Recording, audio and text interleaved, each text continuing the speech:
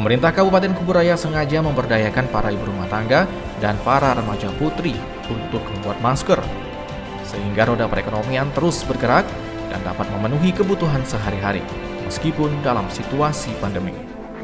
Baik saudara, terima kasih Anda kembali bersama dengan kami dalam Dokumenter One Pontianak, dan saya sudah menunjukkan beberapa visual kepada Anda sejak tadi mengenai dari mulai proses menjahit bahkan sampai membagikan maksud kami kepada masyarakat yang ada di kawasan Kabupaten Kuburaya ini masker-masker yang telah dihasilkan oleh para penjahit. Dan para penjahit ini tentunya merasa sangat terbantu karena mampu menopang perekonomian keluarga mereka di masa sulit, di masa pandemi corona ini. Lalu bagaimana sebenarnya program yang telah berjalan di Kabupaten Kuburaya ini menyediakan masker untuk seluruh masyarakat? Saat ini saya sudah bersama dengan orang nomor 1 di Kabupaten Kuburaya, yaitu Pak Bupati Kuburaya, Pak Muda Mahendrawan. Pak Muda, kita sudah melihat begitu program masker dari para penjahit yang di rumah telah diberdayakan begitu, kemudian telah dibagikan juga, kami memantau itu. Sebenarnya ini bagaimana awal mula ceritanya begitu Pak? Ya, jadi ketika pandemi ini terdampak di Kalimantan Barat, itu Kota Pontianak sekitar tanggal 15-16 Maret. Pada tanggal 18 Maret rusaknya, saya langsung minta konveksi-konveksi perempuan desa. Kan di Kuburaya ini sudah ada sekitar 10 konveksi yang memang sudah dibentuk sejak tahun lalu, dan itu memang binaan dari pemerintah Kuburaya. Satu konveksi itu rata-rata anggotanya sekitar 30 ibu-ibu di kampung-kampung. Nah, selama ini mereka menjahit seragam sekolah juga. Terus karena ini sudah ada embrionya, kita perintahkan, kita minta mereka menjahit masker kain. Kenapa saya ambil langkah itu? Karena saya tahu ini pasti membuat panik. Apalagi ketika itu masker bedah itu langka, di mana-mana susah cari. Saya khawatir sehingga masyarakat tuh jadi panik dan mencari masker. Dan juga ini kan perlindungan yang paling baik untuk mencegahnya. Dan terbukti pelajaran dari Jepang, dari Ceko bahwa ketika itu mereka bisa lepas lebih cepat ketika semuanya sudah menjadikan masker itu sebagai masing-masing harus menggunakan. Nah, ketika itu makanya saya masker kain ini sebagai solusi selain mudah dicuci.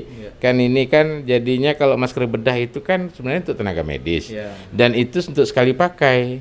Nah, sehingga kalau warga masyarakat biasa menggunakan masker bedah, dia akan cari terus setiap hari, minta ke puskesmas, cari di apotek. Sementara kalau berulang-ulang, dan bahayanya bagi masyarakat awam yang tidak ngerti, nanti kalau dia bertaburan misalnya kemana, jadi limbah yang berbahaya, atau misalnya tergunakan lagi oleh pihak lain.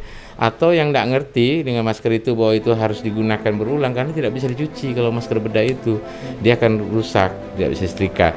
Nah, makanya kita ngambil solusi masker kain, kita minta jahitkan ibu-ibu konveksi.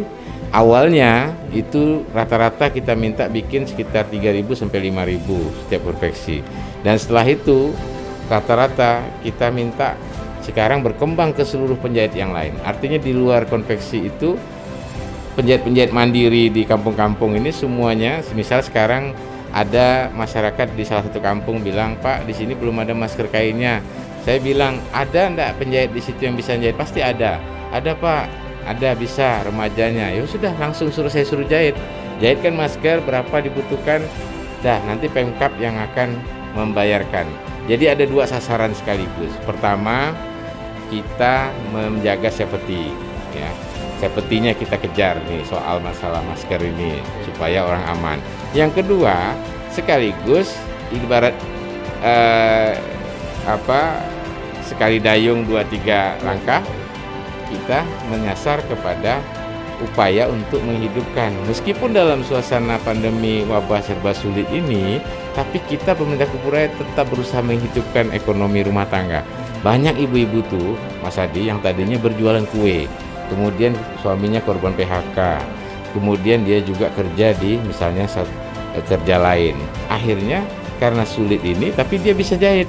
Ya sudah, akhirnya menjahit banyak nih. Lumayan satu hari bisalah mendapatkan untuk pengganti pendapatan yang lain. Jadi saya kira 2 hal ini juga sekaligus kita jalankan. Dan target kami ini terus jalan nih. Sekarang sudah hampir 60-an ribu kalau kita hitung-hitung totalnya. Dan setiap kali jadi, setiap hari ada yang antar ke kantor bupati atau ke mana tempat kita ngumpulkan, langsung kita bagi.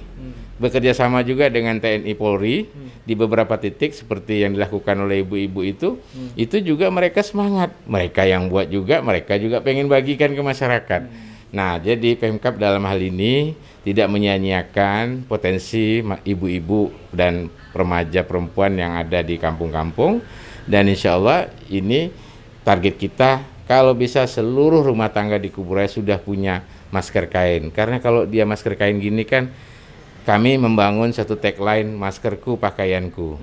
Jadi kalau dia sudah punya ini kan dia bisa cuci, ganti, mungkin satu orang punya 2 sehingga kalau di rumahnya pun masing-masing sudah tahu ini maskernya adiknya, kakaknya, privasi jadinya. Jadi kalau sudah seperti ini kan tidak perlu kayak masker bedah harus cari-cari ganti, harus dibuang jadi limbah yang berbahaya. Makanya kami targetnya ini pun ke depan akan jadi memudahkan, tidak lagi mencari-cari masker. Kalau nanti musim karhutlah juga demikian.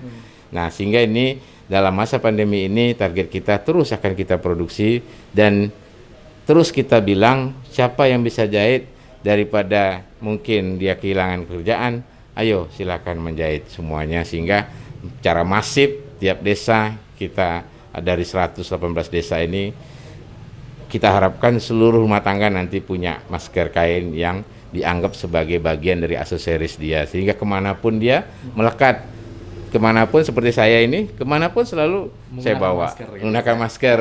Sehingga ini masker kain menjadi pakaian kita dan aksesoris kita yang menjadi kebiasaan dan budaya. Dan satu lagi, kembali kepada perekonomian tersebut. Selama ini kan masker ini di-cover, dibeli oleh pemerintah. Kalau misalkan nanti sudah selesai masalah pandemi ini, apakah pemerintah juga akan masih terus untuk membelinya, Pak? Iya, kalau untuk mungkin untuk kebutuhan misalnya anak sekolah, itu bisa kita melakukan kebijakan supaya nanti sekolah-sekolah mungkin kita bantu anak-anak untuk kita sediakan masker untuk setiap anak sekolah baik yang negeri maupun swasta.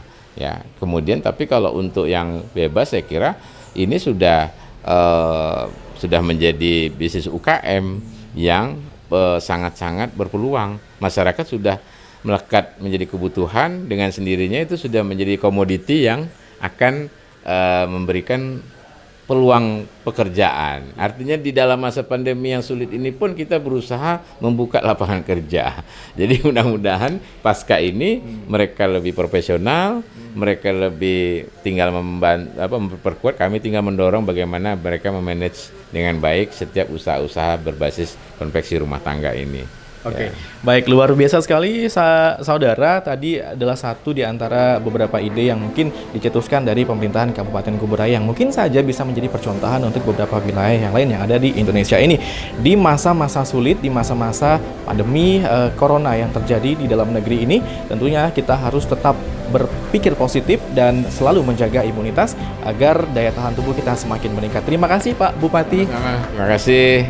Semoga menginspirasi dalam serba kesempitan pun, keterbatasan pun di masa wabah pandemi ini, tapi kita harus melihat bahwa tantangan ini sekaligus ujian, tapi sekaligus juga lihat bagian positif dan peluangnya supaya semuanya tetap optimis dan bahagia, semangat, sugesti sehat, sehingga imunitas tubuh pun akan meningkat dan insya Allah badai ini mudah-mudahan segera berlalu. Amin. Amin.